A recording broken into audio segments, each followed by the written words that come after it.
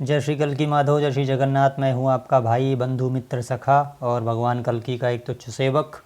और देखिए, आज जैसा कि आपने हमारी वीडियो के थंबनेल में देखा, एक बहुत ही महत्वपूर्ण वीडियो और सनातन धर्म, वैदिक धर्म जो हमारा है, इससे रिलेटेड आज तक की मेरी सबसे महत्वपूर्ण वीडियो है।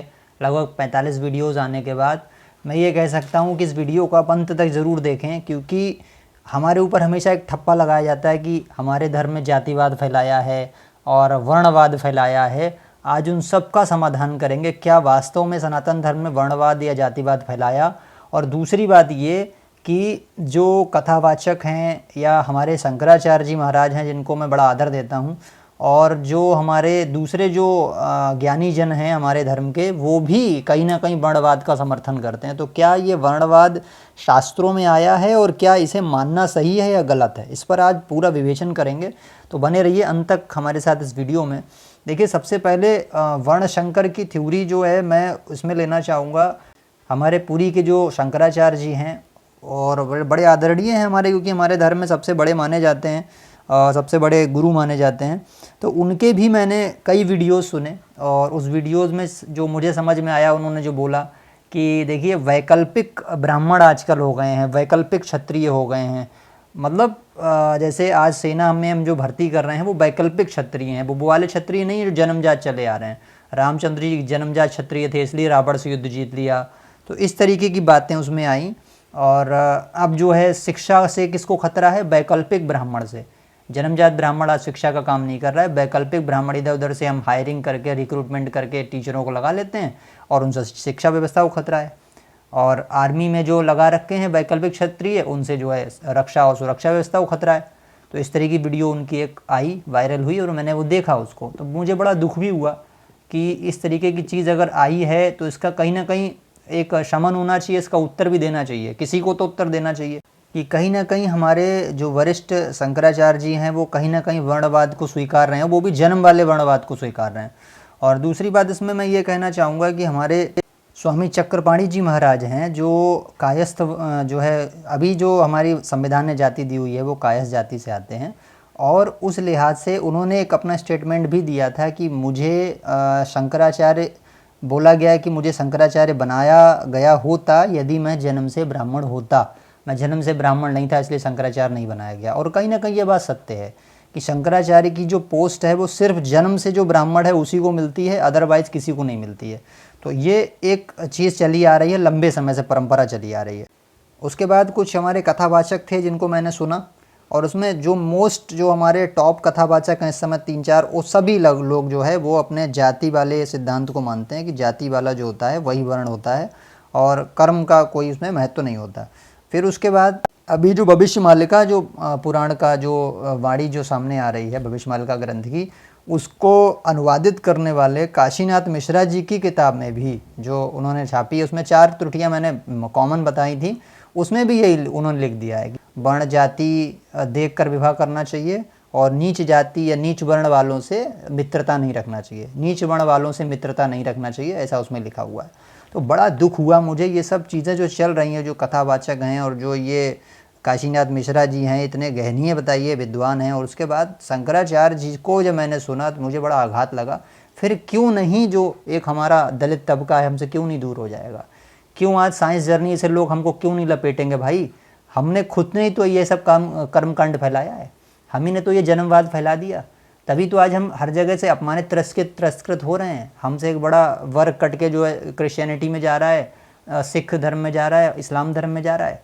तो कहीं ना कहीं हम भी तो आत्मंथन करें। लेकिन ये तो बात हो गई हमारे धर्माचार्यों की, लेकिन जब कोई ये कहता है कि हमारा सनातन धर्म गलत है, वैदिक धर्म गलत है, उसमें जातिवाद फैलाने की बात कही गई है, तो मैं उन्हें ज़रूर टैकल करूँगा। देखिए, हमारा जो सनातन वैदिक धर्म है वो रूल्ड होता है 4 वेदों से और गीता से, क्योंकि 4 वेदों में परमात्मा की वाणी जहाँ जहाँ पर है वो तो है सार्वभौमिक सत्य, और जो बाकी चीज़ें हैं वो कर्मकांड माना जाता है। इसी तरीके से गीता में जो भगवान श्री कृष्ण ने अपने मुख से, मुखारविंद से बोला है, वो है ब्रह्मवाणी, और उसके अलावा जो दिया है वो भी जो है वो सार्वभौमिक नहीं है। जो सार्वभौमिक वो चीज़ है जो भगवान कृष्ण ने अपने मुंह से बोली है, और बाकी तो बहुत सारी चीज़, युद्ध का वर्णन है शुरू में, वो बता रहे हैं, जो है संजय बता रहे हैं कि उनके सामने कौन कौन लोग खड़े हुए हैं, बहुत सारी चीज़ें जो सेकेंडरी हैं, प्राइमरी चीज़ कौन सी है? कृष्ण भगवान वाली।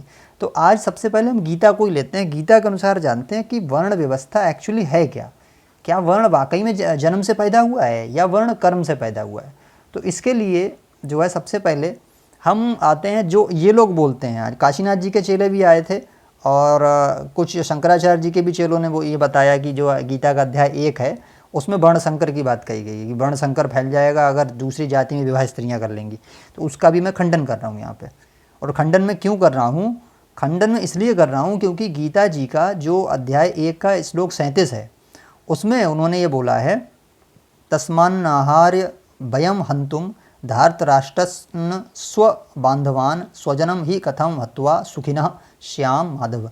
अब ये क्या है कि हे माधव, अपने ही बांधव धृतराष्ट्र के पुत्रों को मारने के लिए हम योग्य नहीं हैं, क्योंकि अपने ही कुटुंब को मारकर हम कैसे सुखी होंगे। अर्जुन जो है भगवान कृष्ण से ये कह रहे हैं कि अगर हमने अपने भाइयों को मार डाला तो हम कैसे सुखी हो पाएंगे। फिर यही श्लोक आगे बढ़ता है, 38 में आता है। तो वहाँ पे क्या कह रहे हैं वो कि लोभ से भ्रष्टित हुए ये लोग कुल के नाश से उत्पन्न होने वाले दोष को और मित्रों से विरोध करने में पाप को नहीं देखते। इसलिए हे जनार्दन, कुल के नाश से उत्पन्न होने वाले दोष को जानने वाले हम लोगों को इस पाप से हटने के लिए क्यों विचार नहीं करना चाहिए। यानी अर्जुन बार बार ये कह रहा है कि मैं इनको मारना नहीं चाहता हूँ, अपने भाई बंधुओं को।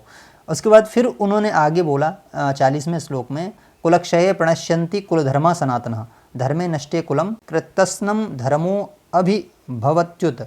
इसका मतलब क्या है? कुल के नाश से सनातन कुल धर्म नष्ट हो जाते हैं, धर्म के नाश हो जाने पर संपूर्ण कुल में पाप भी बहुत अधिक फैल जाता है। अब इन लोगों ने इसी को पकड़ लिया कि यही वाला श्लोक है, ये सबसे खतरनाक वाला है। इसके बाद जो है 41 इससे भी खतरनाक क्या बोला, पाप से अधिक बढ़ जाने से कुल की स्त्रियां अत्यंत दूषित हो जाती हैं और हे वार्षणे, स्त्रियों के दूषित हो जाने पर वर्ण संकर उत्पन्न हो जाता है। कुल मिला के ये 40 और 41 श्लोक के आसपास नाचते रहते हैं ये लोग। अब इनसे मैं इन चेलों से ये पूछना चाहता हूँ, भाई ये बात बताओ, ये अर्जुन ने बोला है या भगवान ने बोला है? सबसे पहली बात, ये डायलॉग जो है अर्जुन का है, इसलिए ये सेकेंडरी है, ये प्राइमरी नहीं माना जाएगा, ब्रह्मवाणी नहीं है, भगवान कृष्ण ने नहीं बोला ये। दूसरी बात ये है कि इसको पहले समझो। वो कह रहा है कि जब मैं बंधुओं को मार डालूंगा, उनकी स्त्रियां विधवा हो जाएंगी, हमारा कुल नष्ट हो जाएगा। उससे कुल नष्ट होने क्या होगा, बड़ी संख्या में विधवा स्त्रियां हो जाएंगी और विधवा स्त्रियां हो जाने पर कुल धर्म नष्ट हो जाएगा। अब ये कुल धर्म, धर्म शब्द कर्म से भी रिलेटेड है। धर्म का मतलब जन्म से रिलेटेड नहीं होता है। धर्म का अर्थ क्या है कि आप अपने धर्म का निर्वाह कर रहे हैं, आप जज की पोस्ट पे बैठे हो, धर्म का निर्वाह कर रहे हो का मतलब आप कर्तव्य का निर्वाह कर रहे हो। तो यहाँ पे कर्म से बात आई है, ना कि आप उसको जन्म से लेके जोड़ रहे हो। फिर धर्म के नाश हो जाने पर संपूर्ण कुल में पाप बहुत फैल जाता है। यानी जो कर्माधारित व्यवस्था भगवान ने बताई है, चातुर्वर्ण्य मया सृष्टम गुणकर्म विभागशः, चारों वर्णों की उत्पत्ति मेरे द्वारा कर्म और स्वभाव से की गई है, भगवान कृष्ण ने बोला। तो कर्म और स्वभाव के अनुसार जो हमने व्यवस्था बनाई गई थी, उसके आधार पर यह बोला जा रहा है कि धर्म उनका नष्ट हो जाएगा, कुल धर्म नष्ट हो जाएगा। और दूसरी बात, पाप जब बढ़ेगा, अब पाप कैसे बढ़ेगा भाई, स्त्रियां बहुत अधिक मात्रा में जब विधवाएं हो जाएंगी तो फिर उनका कोई ना कोई वर्ण करेगा, चाहे तो ज़बरदस्ती उनसे शादी करेगा, विवाह करेगा, अथवा कुछ ना कुछ ऐसा होगा कि भाई पुरुष, कोई ना कोई पुरुष आएगा, दूसरे आक्रमणकारी उन पर अटैक कर सकते हैं, बहुत सारी परिस्थितियां हो सकती हैं। तो ऐसे में क्या होगा, उनका पतिव्रत धर्म नष्ट होगा। आप समझिए बात को, यहाँ पे पतिव्रत धर्म नष्ट हो जाने से फिर क्या होगा कि वर्ण संकर उत्पन्न हो जाएगा। तो यहाँ पर जो चीज़ है, और एक स्वामी जी और हैं, उनकी मैं वीडियो लिंक में डाल दे रहा हूँ, उन्होंने भी इस बात को स्वीकार किया कि वर्ण संकर का मतलब होता है ज़बरदस्ती पैदा की गई संतान, या जो है जैसे कहते हैं ना कि आक्रमणकारी आए, उन्होंने किसी राज्य में स्त्रियों को लूट लिया, उस तरीके से रेप कर दिया, ये बोला गया है वर्ण संकर, ना कि ये बोला गया। फिर बोला नीचे अब कि वर्ण संकर कुल घातियों को और कुल को नरक में ले जाने वाला, लुप्त हुई पिंड और जल की क्रिया वाले, श्राद्ध और तर्पण से वंचित इनके पितर भी अधोगति में प्राप्त हो जाते हैं। यानी क्या होगा कि भाई जो वो होंगे, जो उनके जैसे जो उनके पति रहे होंगे, वो जब विधवा हो जाएगी स्त्री और कोई दूसरा उसका वर्ण कर लेगा या जबरन विवाह कर लेगा या बलात्कार कर देगा, उससे जो बच्चे पैदा होंगे वो कोई पिंड क्रिया वगैरह थोड़ी करेंगे। विवाह एक हमारे यहाँ वो माना संस्कार माना जाता है, और संस्कार के साथ में जब उसकी संतान होती है वो पिंडदान कर सकती है, जबरन वाली पिंडदान नहीं करेगी। तो यहाँ पे वर्ण संकर का ये मतलब है, इसको भ्रमित ना करें, दिक्कत हो जाएगी। चर्चा कर लेते हैं उस ब्रह्मवाणी की जिसे भगवान कृष्ण ने अपने मुखारविंद से बोला है, क्योंकि भगवान कृष्ण ने खुद को ब्रह्म भी बताया है गीता के अंदर। तो अब क्या कहते हैं भाई, अर्जुन की बात बाद में करें, कृष्ण भगवान क्या कह रहे हैं गीता के अध्याय 4 के श्लोक नंबर 13 में, चातुर्वर्ण्य मया सृष्टम गुणकर्म विभागशः तस्य कर्तारमपि माम विद्वहे कर्तारमव्ययम। ब्राह्मण, क्षत्रिय, वैश्य और शूद्र, इन 4 वर्णों का समूह गुण और कर्मों के विभाग पूर्वक मेरे द्वारा रचा गया। भगवान क्या कह रहे हैं, जो 4 वर्ण बनाए गए थे वो गुण और कर्मों के अनुसार, यानी जिसके अंदर ये गुण होगा कि वो वेद शास्त्रों से प्रेम करता है, प्रीति रखता है, उसका चिंतन करता है, अध्यात्म का, लोगों को शिक्षा देने में प्रेरित है, तो उसको वही कर्म दिया जाए करने के लिए, और वो कर्म से ब्राह्मण हो जाएगा। अगर उसके अंदर वीरता का गुण है, साहस का गुण है, वो लड़ाई लड़ रहा है, या वो मतलब राष्ट्र की रक्षा के लिए आगे आ रहा है, तो उसके अंदर गुण कौन सा है, क्षत्रिय वाला, तो वो ये तो उसको क्या है, क्षत्रिय उसमें डाल देंगे, मतलब वर्ण में डाल देंगे। और जो व्यापार कर रहा है वैश्य का, और जो सफाई कर रहा है या सेवा कर रहा है वो शूद्र वर्ण में डाल देंगे। तो ये मतलब नहीं है कि शूद्र का बेटा कभी ब्राह्मण नहीं बनेगा, ब्राह्मण का बेटा कभी क्षत्रिय नहीं बनेगा, वैश्य नहीं बनेगा, शूद्र नहीं बनेगा। ये लॉजिक गीता का समझिए पहले। गुण और कर्म, जन्म तो कहीं आया ही नहीं है महाराज इस श्लोक में पूरे में, ये ब्रह्मवाणी है जो भगवान कृष्ण की है, और आप लोग पता नहीं क्या क्या रायता फैलाए हुए बैठे हो। इसके बाद फिर क्या वो कहा जा रहा है, इस प्रकार उस सृष्टि रचनादि कर्म का कर्ता होते हुए भी मुझ अविनाशी परमेश्वर को तू वास्तव में अकर्ता ही जान। वो जो प्राणी होता है उसके स्वभाव में ये गुण विद्यमान होते हैं। जैसे कुछ लोगों को देखिए आप, बहुत जो है वीरता, उनके अंदर अद्भुत गुण होता है, कुछ शांत नेचर के होते हैं, तो ये स्वभाव में गुण होते हैं। तो वो भगवान क्या कह रहे हैं कि स्वाभाविक गुणों के अनुसार बनता है, कर्मों के अनुसार बनेगा, और जैसे कर्म करता जाएगा स्वभाव के अनुसार कर्म होंगे, तो वो उसी जो है वर्ण का कहलाएगा। तो ये पूरा पॉइंट क्लियर हो गया। यहाँ कहीं भी जन्म की बात नहीं कही, ना संस्कृत श्लोक में ना अनुवाद में, यहाँ गुण और कर्म की बात कही गई है। अब आते हैं भाई जाति के पॉइंट पे। देखो जाति पहले थी नहीं, जाति का मतलब होता है एक्चुअली मानव जाति, पशु जाति, पक्षी जाति, जलचर, उभयचर, नवचर, ये सब जातियाँ अलग अलग हैं। जाति उस समय अलग चीज़ों के लिए बोलते थे। अब जब संविधान हमारा लागू हुआ, संविधान में जाति को कैटेगराइज कर दिया गया, अलग अलग जातियाँ बना दी। अच्छा, शंकराचार्य जी से मैं स्पेशली बहुत निवेदन करना चाहूँगा, हमारे बहुत वरिष्ठ जो है व्यक्ति हैं सनातन धर्म के, और हालांकि वरिष्ठ हैं, लेकिन मैं फिर भी ये कहूँगा कि आपसे भी वरिष्ठ परमात्मा हैं, नारायण हैं। आप उनके कह सकते हैं मैसेंजर हैं।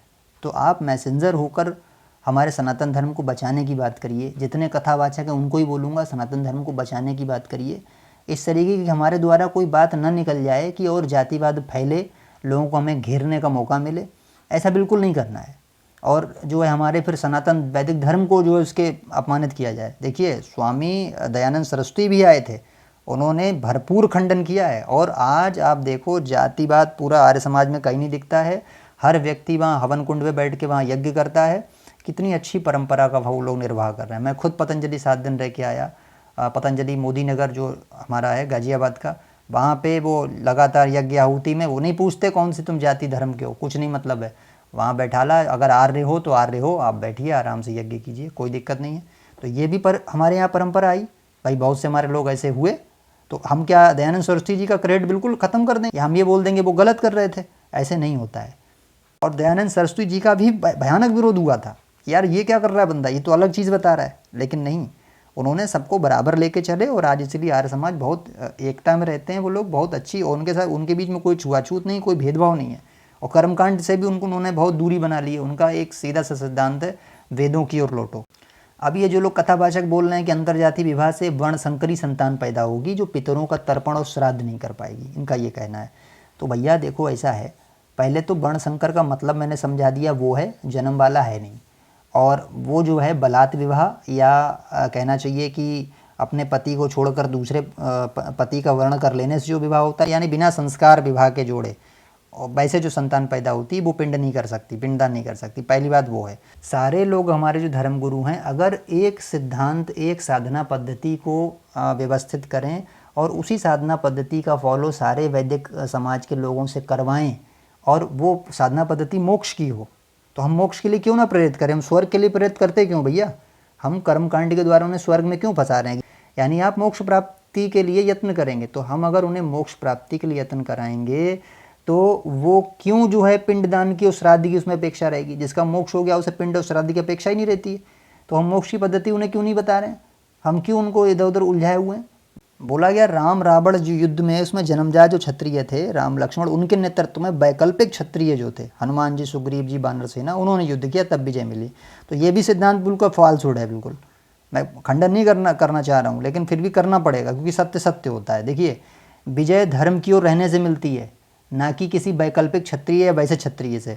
परशुराम जी वैकल्पिक क्षत्रिय थे, कांतिवीर अर्जुन को उन्होंने हराया जो कि जन्मजात क्षत्रिय था शंकराचार्य जी के अनुसार। मेघनाद वैकल्पिक क्षत्रिय था, उसने इंद्र को हराया, देवता को भी हरा दिया। कई असुर जन्म से क्षत्रिय नहीं थे, उन्होंने तीनों लोकों के राजा देवता और असुर हराए, वो तो वैकल्पिक क्षत्रिय माने जाएंगे ना, वो जन्म से पैदा नहीं, लेकिन उन्होंने सबको हरा दिया। उसके बाद ये तो तार्किक बात रहे कहाँ गई कि जो जन्म से पैदा हुआ क्षत्रिय उसके नेतृत्व में युद्ध करोगे तभी जीत मिलेगी, तो ये तो बिल्कुल एकदम अलग से ज्ञान हो गया। अब भारत ने 3 बार पाकिस्तान को हरा दिया। भारत ने जब पाकिस्तान की सेना को हराया है तो उसमें भी वैकल्पिक क्षत्रिय ही लड़े थे। उसमें ये थोड़ी है कि उनका टॉप कमांडर हमेशा जो है क्षत्रिय धर्म कुल से ही होगा, वर्ण से ही होगा, जो जन्मजात क्षत्रिय होगा, ऐसा तो कुछ नहीं है भाई। हमारे मोनेक्सा साहब थे, वो तो जन्म से क्षत्रिय नहीं थे, उन्होंने एक बैटल में बढ़ चढ़ के हिस्सेदारी ली और उन्हें फतेह कराया। तो ये सब चीज़ें जो है जो फैलाया जा रहा है ये पता नहीं क्या है। दूसरी बात, जन्मजात क्षत्रिय हारे हैं मुगलों से, पठानों से, अंग्रेज़ों से, बार बार हारे, भारत गुलाम हुआ। और अटल बिहारी वाजपेयी जो स्वर्गीय हमारे प्रधानमंत्री रहे, उन्होंने भी ये बात कही कि हमने इसी वर्णवाद जातिवाद के चक्कर में, जबकि वो बेचारे खुद भी अगर आपकी दृष्टि में कहना चाहें तो वो ब्राह्मण थे जन्मजात, लेकिन उन्होंने कहा कि हमने एक बड़े वर्ग को लड़ने से वंचित कर दिया इसी जातिवाद और मूर्खता के चक्कर में, इसी वर्णवाद के चक्कर में उन्हें लड़ने नहीं दिया। उसके बाद हम पे अटैकर्स ने हमला किया, मुट्ठी भर क्षत्रिय लड़ने पहुंच जाते थे, वहाँ 1.5 लाख की फौज होती थी, हार के सरेंडर हो जाता था। ये हालात थे वहाँ पे, क्योंकि हमने फैलाया है ना, ये सब रायता हमारा फैलाया हुआ है, समेटना हमें ही है। पुराणों में कहीं कहीं पे ऐसा वो वर्णन है कि उन्होंने बोला कि ब्राह्मण का जो पुरुष है वो क्षत्रिय, वैश्य और शूद्र कन्या से विवाह कर सकता है कुछ परिस्थितियों में।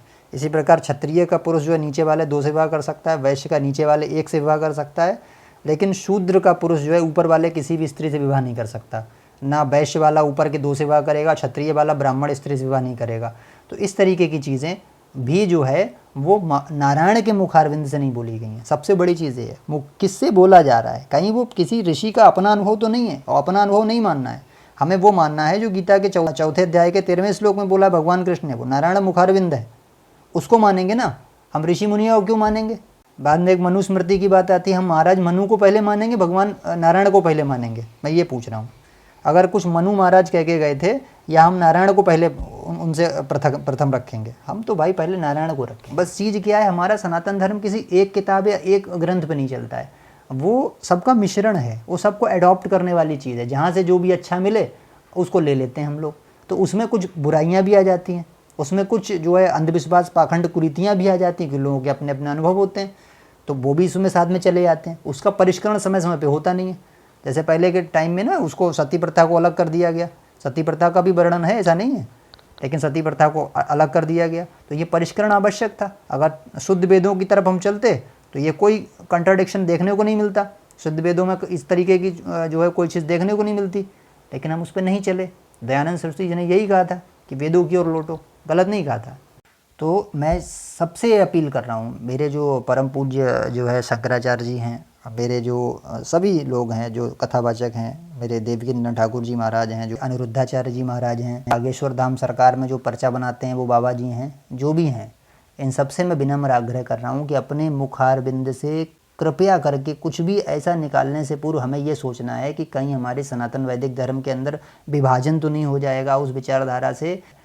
वेदों के साथ में कौन जुड़े? उपनिषद जुड़े हुए हैं। उपनिषद ऋषियों के अपने अनुभव पर आधारित हैं। उसी तरह पुराणों में बहुत सा वर्णन है, वो जो है मैत्रेय जी बता रहे हैं, कहीं पे कोई और बता रहा है, सूत जी बता रहे हैं, तो भैया उनका जो है कॉन्ट्रडिक्शन हो जाता है। कहीं पे जो है मैत्रेय जी बता रहे हैं, सूत जी बता रहे हैं, और कृष्ण कुछ अलग बता रहे हैं, तो हम कृष्ण का पहले मानेंगे, उनका बाद में मानेंगे। ऋषि मुनियों का अपना अनुभव हो सकता है, लेकिन वो भगवान नहीं हो सकते हैं।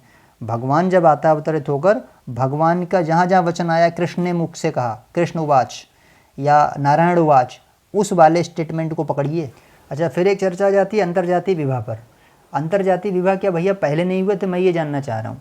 ऋषि पाराशर ने एक मत्स्य कन्या थी जिसका नाम सत्यवती था, उससे वेद व्यास जी को पैदा किया था, तो क्या वो अंतर्जातीय चीज़ नहीं थी अगर इस चीज़ को मानेंगे अगर? और फिर परशुराम जी के माता पिता दोनों कौन थे? पिता ब्राह्मण, माता क्षत्रिय। उसके बाद भी अर्जुन और यादव कन्या सुभद्रा का विवाह भगवान कृष्ण ने अपने साथ में कराया है, तो ये तो बिल्कुल रिजेक्ट कर रहे हैं कि वर्ण संकर हो जाएगा, तो ये तो वर्ण संकर वाली संतानें हो गई, उसको भी रहने दीजिए। जो कृष्ण जी के पुत्र थे सांब, उन्होंने दुर्योधन की पुत्री से विवाह किया यादव और क्षत्रिय कुल में, तो ये भी फिर गलत हो जाएगा। तो हो सकता है किसी जातिवादी जो है आदमी ने लिख दिया हो कुछ ऐसा, ये बड़ी बात नहीं है। कुछ मिलावट भी हुई है, आर्य समाज मानता है कि बहुत बड़ी मिलावट हुई है, आज़ादी के बाद बहुत सारी चीज़ों पर फेरबदल किया गया, तो इसलिए इन चीज़ों से बचना है। मैं बाकी फिर सबसे ऐसे जातिवादी वर्णवादी लोगों से फिर मैं आग्रह कर रहा हूँ जो अपने आप को जातिगत मानते हैं, भैया प्लीज़ सनातन धर्म को बचा लो, इस तरीके की चीज़ें ना फैलाओ। फिर जो है हमें अपने सभी भाइयों को लेकर चलना है, चाहे वो दलित हुए, चाहे वो ओबीसी उसके हुए, चाहे जनरल कैटेगरी के हो। हमें कैटेगरी में बांटा है संविधान ने, हम जो है उनके गुण और कर्मों के हिसाब से उनको जो है सपोर्ट करें, अपने समाज को बहुत उसका ताना बाना अच्छा मजबूत बनाएं। मेरा ये आपसे बहुत बहुत विनम्र निवेदन है। और इन्हीं शब्दों के साथ अगर ये वीडियो अच्छी लगी तो वीडियो को लाइक कर दीजिए, चैनल पर नए हैं तो चैनल को सब्सक्राइब कर दीजिए, और इस वीडियो को जो है अपने अपने चैनल से शेयर भी कीजिए, ताकि ये वर्ण संकर का जो है इस पर बहुत बड़ा खुलासा है, ये सबको पता लगे, हमारा सनातन धर्म फिर से मजबूत हो, इकट्ठा हो, हमारे सभी भाई इकट्ठे हों, मेरी ऐसी कामना है। कहीं पर भी किसी प्रकार का भेदभाव ना हो, ना महिला स्त्री के साथ, ना किसी जाति धर्म के साथ। और इन्हीं शब्दों के साथ आप लोगों से आज्ञा लेना चाहूँगा। जय श्री हरि, जय श्री कल्की, जय श्री जगन्नाथ, जय श्री सत्यनारायण।